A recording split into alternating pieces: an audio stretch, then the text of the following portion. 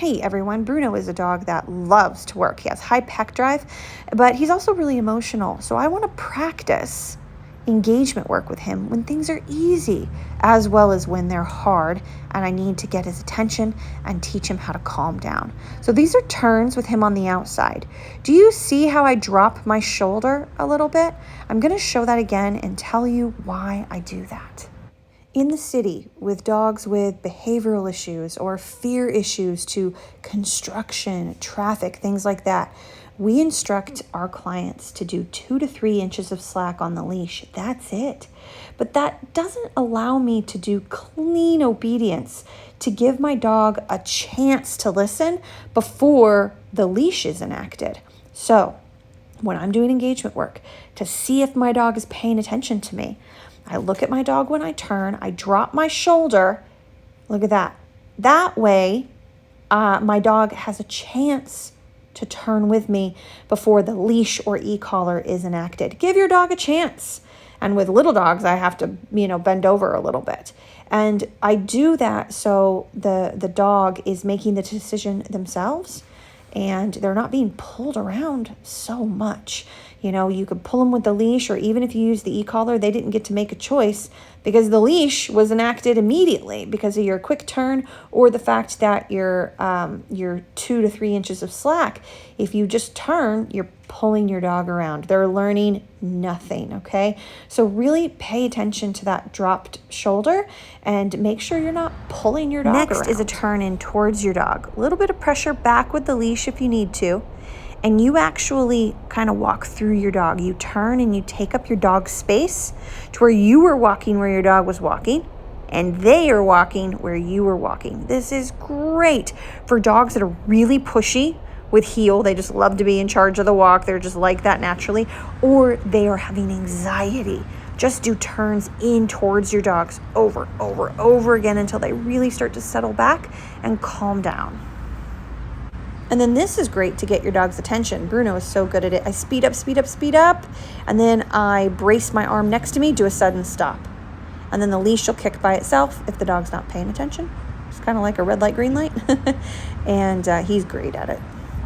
Some dogs, it'll really help get their attention if needed. After 10 minutes of that, we did a down, and he gets a sniff break. So I make it very clear. I stop and sit and say break, or I just say break and guide my dog where I want them to have a sniff break. I will go with them a little bit in a small area if the dog isn't too pushy about it. Some dogs do great with sniff breaks. It's really beneficial for them in a stressful environment or just being worked with in general, while other dogs do not. They don't pay attention. They're on edge. They're looking around. They're not sniffing. Or they get worse. They get more amped up with the little bit of freedom. You got to figure out what works for your dog. Now there I showed you something different. That was a rock back or step back and turn. Now here's a normal, I'm going to show it to you again. Here's a normal turn. I drop my shoulder a little, see, so I don't pull the dog around, making sure they're in tune with me. But what if you got a big distraction ahead of you, or a dog that just has low pack drive, doesn't want to follow you? Start moving backwards until the dog is straight in front of you, their body, then turn and walk. It's more engaging when you take a rock back and turn, or if you have a big dog like him, you're stepping back until the dog is straight in front of you. They're committed to following you, then turn. It's such a useful tweak. But some dogs get so crazy excited by all that engagement that they'll jump on you. They'll start staring at you. It's not relaxing. It's really something that's useful for dogs that are really pushy, they don't have pack drive, or they're just learning, or there's a distraction. Just have all these tools in your tool belt to see what is useful for them. Now you can see all the fun things that I've been doing with him. Turns on the inside. That was a sit with a turn on the inside because a dog was coming, okay? And so you saw him perk up his ears. So I did a low tap on e-collar, and even while he was sitting, I turned into him and started walking. Okay, while we were working, we got into a potential pickle. It's a dog that I know can be very reactive. Sometimes the guy gives too much leash to his dog. He walks on a long line. And so I was very aware of this. So I already know the dog. And that made me do something I don't normally do. So you already saw me do a tap and turn, which means he was alert, looking at this dog, and I tapped e-collar and turned to change eye contact. And then I start walking very slowly. But why do I stop? It's not just because the camera was rolling and I wanted to get it on camera. I stopped because I was afraid if I kept walking like I normally do, nice and slow to let the dog pass, this guy might give his dog too much leash, which I've seen before, and he might rush up to the bum of my dog to demand sniff and be reactive. Okay? And so because of that, in my head, you know what was going through my head? I was watching them in my peripheral, and I was ready to potentially have to turn or back kick a dog rushing my dog. That's what was going through my head. So I always have a plan, because let's face it, it is tough out there. Dogs are getting attacked by other dogs. Fights are happening all the time now.